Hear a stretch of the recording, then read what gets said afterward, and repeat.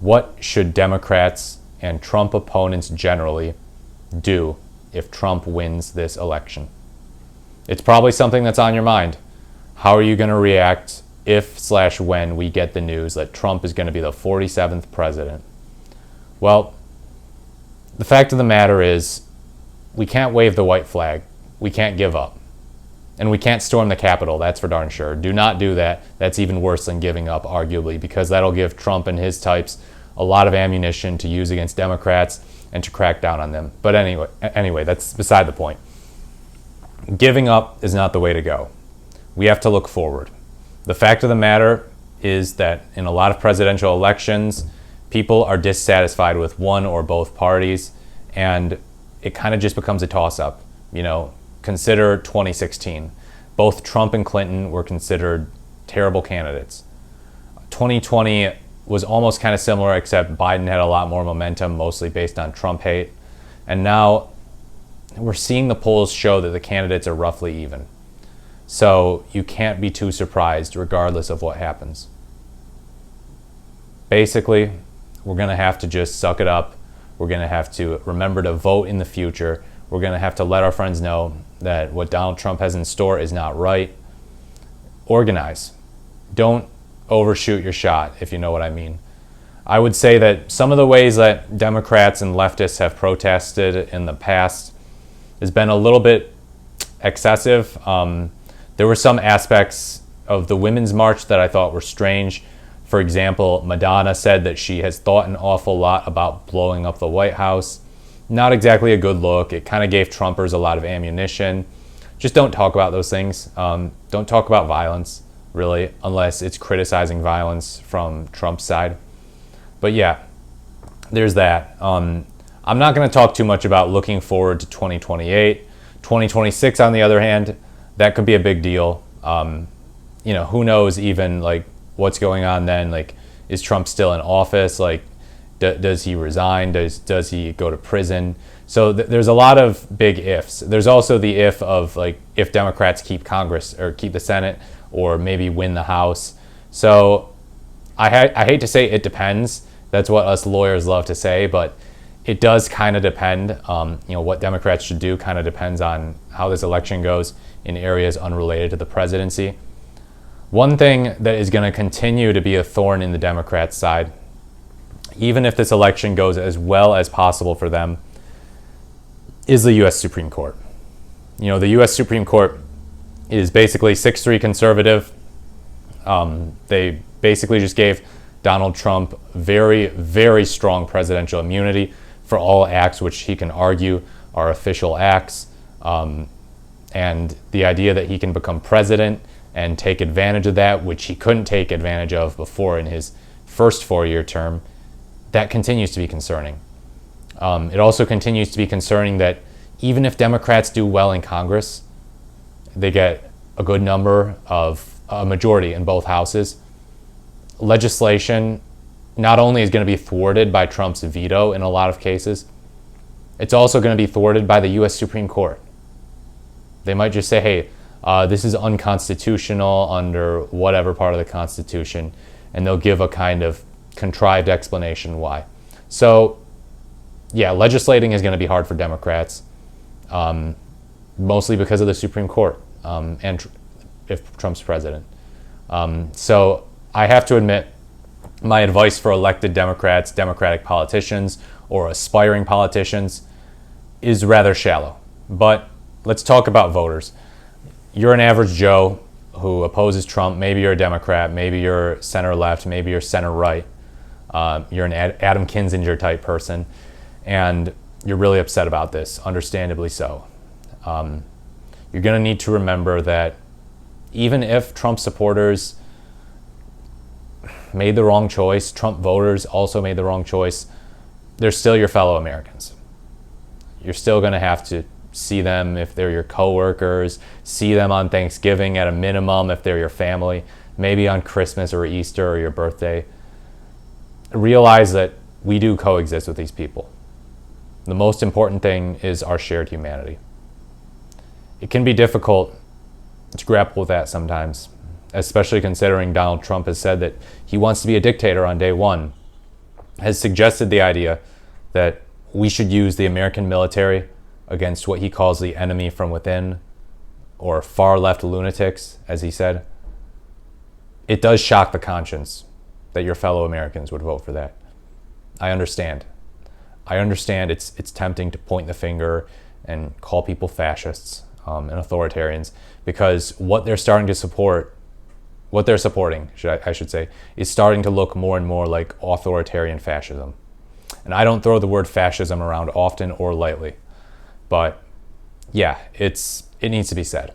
I'm sorry. But keep in mind that there's a difference between Trump supporters, the types that we see at his rally, and people who vote for Trump. And people might have voted for him not because they like him, but they just fell for the propaganda that, Kamala Harris and the Democrats are communists, so they're worse. They shouldn't have fallen for it, but they did. Someone else infused that idea in their brain. They might have been upset about the state of the economy during some of Biden's administration, and they misguidedly believed that Trump would be the solution to that. And they recognized all of his other flaws.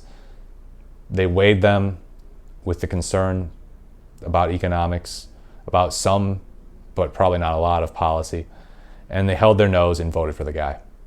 Listen to those people when they tell you why they voted for him, why they sucked it up and voted for him. Again, I'm talking about Trump voters, not Trump supporters. If you want me to talk more about that distinction, please check out my video, Why Do People Vote For and Support Trump? But yeah, at the end of the day, you can't base your happiness, you can't base your mood on what's happening at the top of the federal government. It's easy to get invested in it. It's so understandable. And the president does make a difference in millions, if not billions, of lives in this world. There's no getting around that. There's no getting around the fact that, they make up the entire executive branch when you think about it, at least under the Constitution. And this is someone who will go down in our history books, who will represent our country, who you're going to have to tell your kids about one day, probably. Or at least your kids are going to have to be told about from their U.S. history teacher. Hopefully they get a good U.S. history teacher. But continue to look forward. Continue to think about the positive things in life, what you're doing. Participate in local elections too. Local elections are a lot more important than people give them credit for. They're not sexy like the presidential elections usually, or the Senate elections or the governor's elections. But, focus on things close to home. That will bring you more comfort. And I will say generally, I've noticed this, both Republicans and Democrats at the local level tend to be more like average people. They talk more like average people. They talk less like politicians. Go to some events.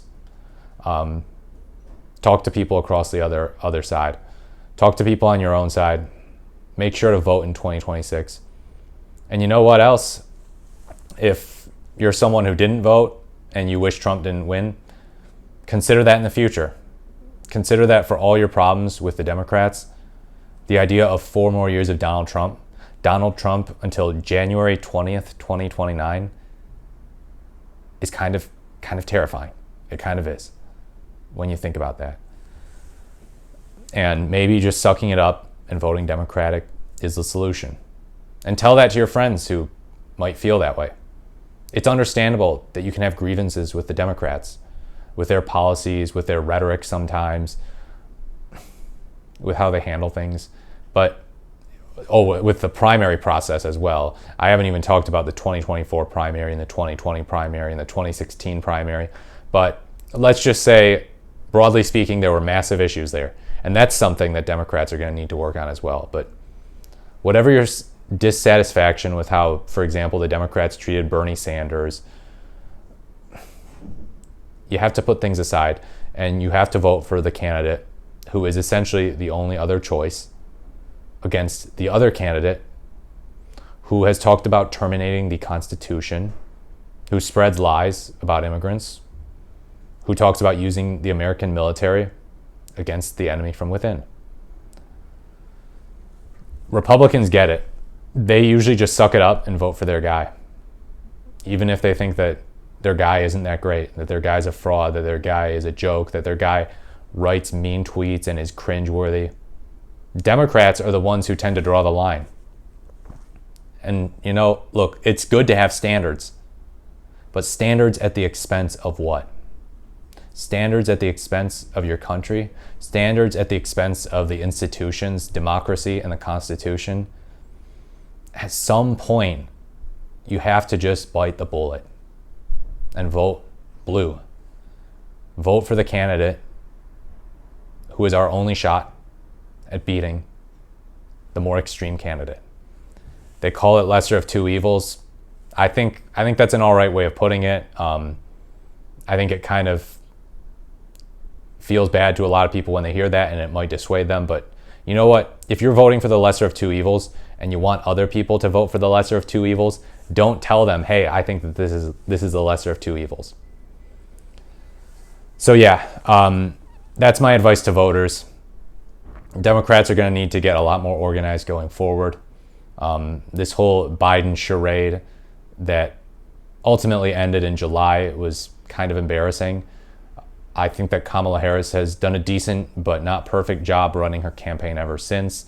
I think that the DNC had a lot of momentum, but we can't ignore the fact that Trump appears to be creeping up in the polls, even in some taking the lead, and in some swing states as well. But yeah, this has been my advice for Democrats and Trump opponents generally going forward in the case that Donald Trump wins. It's not a pretty thing to imagine, but I think we need to talk about it. The election is 5 days away. Make sure that you vote. If you have any questions about any of my reasoning, leave a question in the comments. If you have an opinion of something that I didn't say, you want to contribute, let's grow some discourse here. Leave a comment on that. If you like this video, you found it interesting, insightful, helpful to your decision making, please leave a like, comment, or subscribe to the channel. I really do appreciate it. I'm trying to grow this channel for you all. It seems like the growth has been happening lately, so I'm really proud of that. Almost at 100 subscribers. So yeah, thank you so much for watching, and I look forward to speaking to you in the next video.